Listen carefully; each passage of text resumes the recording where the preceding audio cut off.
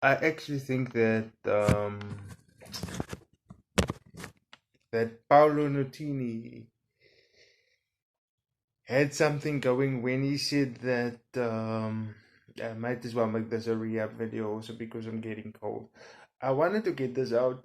My microphone and camera is on the fritz. But I wanted to get this out because I'm going through a lot now, being there is lockdown and you know having to adapt business templates so that I can still survive and work as a trainer and do the work that I love. So I thought about it. What if we could adapt the marriage and the relationship template so that because somebody a couple of weeks ago told me, so okay, if what gets your motor running and your intellectual pipes clear is a good old fashioned fuck, can you have sex with somebody? Can you be in a relationship with somebody? And I have a disability, I have cerebral palsy. Can you be in a relationship with somebody without any kind of emotional attachment just for the sex? This got me thinking, and I thought, no, no, no, this isn't gonna work. Because you want the bride and groom wedding topper. But then I thought,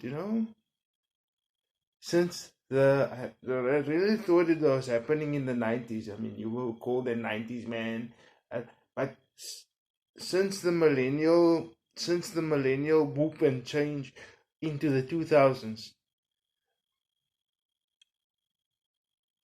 the social contract around marriage has been ending a lot more in divorce than it has been death.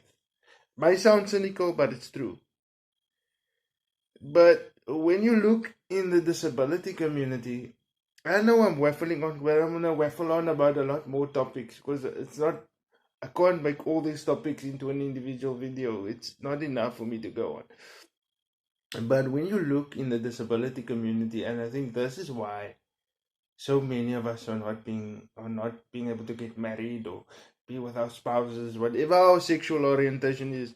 I think this is why we do not get to be with our spouses for the required length of time, is because everybody still expects us to, oh, you must have a good wife and you must wait your time and she must be able to wipe your ass and fuck you at the same time.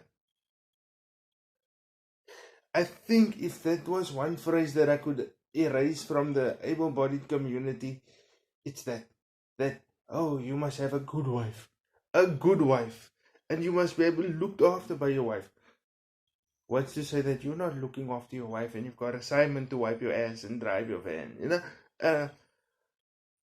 I think that's what needs to be erased from the vocabulary. And when it comes to non-committal, non-legal relationships such as marriage, we all can't be Romeo and Juliet, and we sometimes can see we're gonna break up. This time next month, I'm not gonna be in your life. But why can't you be civil about it and say, okay, I can accept that our relationship is over, but I still need this and this from you because we're both fellow human beings and we got into it because we were granting each other this and granting each other that. For you to just pull away from me cold turkey, don't you think that's a bit painful? So you need to sometimes say, grant my last request and just let me hold you. I'm using hold you euphemistically. I'm not swearing here.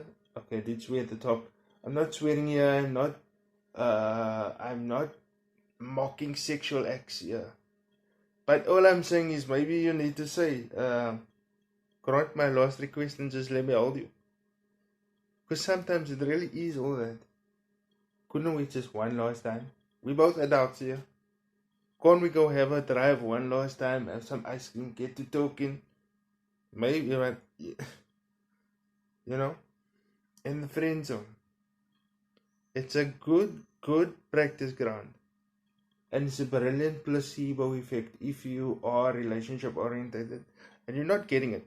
But if you're in that good friend zone where you guys are actually dating but you ain't kissing, you're not fucking, um, it's a good placebo effect if you're relationship oriented, because you'll find that, again, going against the grain of what the old people used to say, you got a girlfriend in matric, break up. That doesn't work for us all. It doesn't. Because sometimes that booster from having that relationship, especially in disability, keeps you going, gets you that 50% that you need in that shit subject so you can make it through, gets you through that shit internship, learnership so that you can get the job, gets you working for free so that they can give you consultancy experience, and eventually find a house organization that's gonna pay you for what you already fucking do. And maybe that's the placebo effect that you need, you know? You know, it's like when you rev out the bike, when you drop down a gear and you rev out the bike on the long stretch, that's the girlfriend pushing you along. That's what the old people need to understand. I'm not saying I'm 100% right, because I have fucked up way too many times to say that this is a surefire fucking kill. Oh, and if you're in a hurry for sex and if you want to pay hygiene with intimacy, reverse cowgirl does the trick.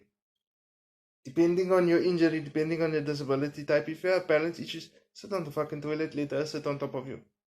If you just need that quick penetrative buzz. I know it sounds a bit crude, but sometimes it's not all though.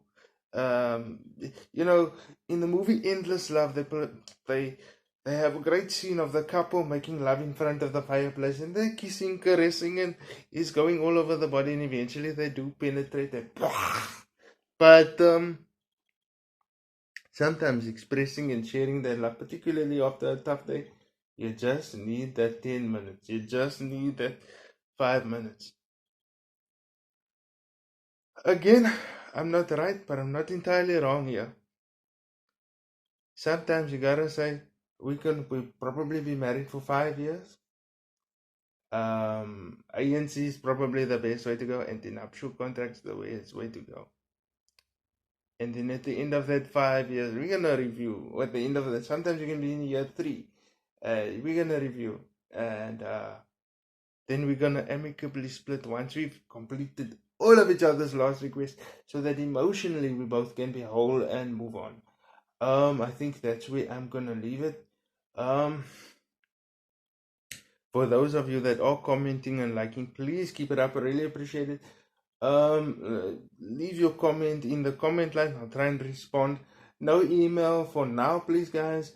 I have a family of my own. I've got to respect and keep them safe as well. Stay inside. Ask for help if you need it. On personal hygiene, if you have a 16-year-old, or if you have a